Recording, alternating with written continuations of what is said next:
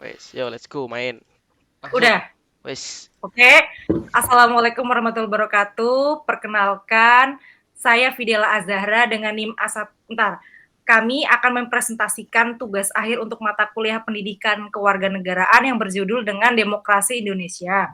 Sebelum masuk ke materi, perkenalkan nama saya Fidela Azahra dengan NIM A11 2021 13417. Mas Satrio silahkan perkenalan. Nama saya Muhammad Satria Kurniawan, NIM saya A11 2021 13401. Nama saya Nanda Ikhwana Hairul Akbar, NIM saya A11.2021.13476.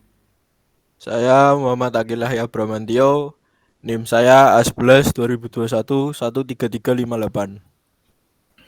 Di sini kami akan mempresentasikan 4 topik. Yang pertama ada pengertian demokrasi, akan saya jelaskan. Yang kedua ada tujuan demokrasi, akan dijelaskan oleh Muhammad Satrio. Yang ketiga ciri-ciri demokrasi, akan dijelaskan oleh Ananda Ikhwana. Dan yang terakhir 4 tahap perkembangan demokrasi di Indonesia, akan dijelaskan oleh Yahya. Kita masuk ke pengertian demokrasi. Oke, jadi demokrasi itu merupakan bentuk pemerintah di mana semua warga negaranya memiliki hak yang sama dalam pengambilan keputusan di hidup mereka. Demokrasi sendiri mengizinkan warga negara berpartisipasi baik secara langsung atau melalui perwakilan dalam perumusan, pengembangan, serta pembuatan hukum. Demokrasi mencakup kondisi sosial, ekonomi, dan budaya yang memungkinkan adanya praktik kebebasan politik secara bebas dan setara. Demokrasi juga merupakan seperangkat gagasan dan prinsip tentang kebebasan beserta praktik dan prosedurnya. Demokrasi mengandung makna penghargaan terhadap martabat manusia. Tujuan demokrasi di Indonesia. Demokrasi sendiri memiliki tujuan yaitu untuk menciptakan kehidupan masyarakat yang sejahtera, adil dan makmur dengan konsep yang mengedepankan keadilan, kejujuran, dan keterbukaan. Dilanjut. Demokrasi. Sebentar. Nah, nih. Ciri-ciri demokrasi di Indonesia. Keputusan pemerintah untuk semua rakyat. Segala keputusan yang adil diambil berdasarkan aspirasi dan kepentingan seluruh warga negara. Yang kedua, menjalankan konstitusi. Segala hal yang berkaitan dengan kehendak, kepentingan, dan kekuasaan rakyat. Yang ketiga, adanya perwakilan rakyat. Perwakilan rakyat yang berfungsi untuk menampung aspirasi rakyat kepada pemerintah. Yang keempat, memiliki sistem kepartaian, memiliki fungsi dalam hal pengawasan kinerja pemerintah yang sesuai dengan aspirasi negara. Masih ada Mas Igun, silahkan dilanjut. Demokrasi dalam pandangan para pendiri bangsa Indonesia.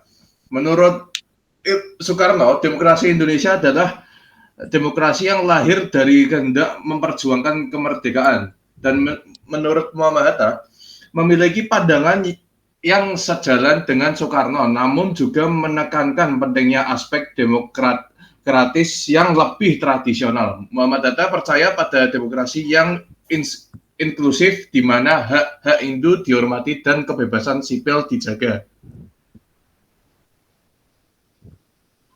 Yang terakhir ada 4 tahap perkembangan demokrasi di Indonesia. Perkembangan yang pertama terjadi pada periode 1945 sampai 1959. Demokrasi parlementer ini mulai berlaku sebulan setelah kemerdekaan diproklamasikan dan didominasi oleh partai politik dan DPR. Yang kedua, ada periode pada tahun 1959 sampai 1965. Demokrasi terpimpin sendiri adalah sebuah sistem demokrasi yang seluruh keputusan serta pemikiran berpusat pada pemimpin negara. Tahap yang ketiga terjadi pada periode tahun 1966 sampai 1998. Pada kali ini ada demokrasi Pancasila yang merupakan salah satu dari ciri Orde Lama di mana peran presiden sangat mendominasi pemerintahan serta lembaga negara lain. Yang terakhir ada periode 1998 sampai sekarang.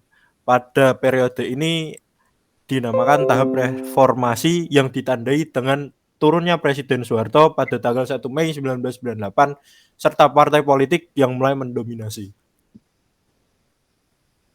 Baik, untuk kesimpulan kali ini, demokrasi itu merupakan gagasan atau pandangan hidup yang mengutamakan persamaan hak dan kewajiban, serta perlakuan yang sama bagi semua warga negara.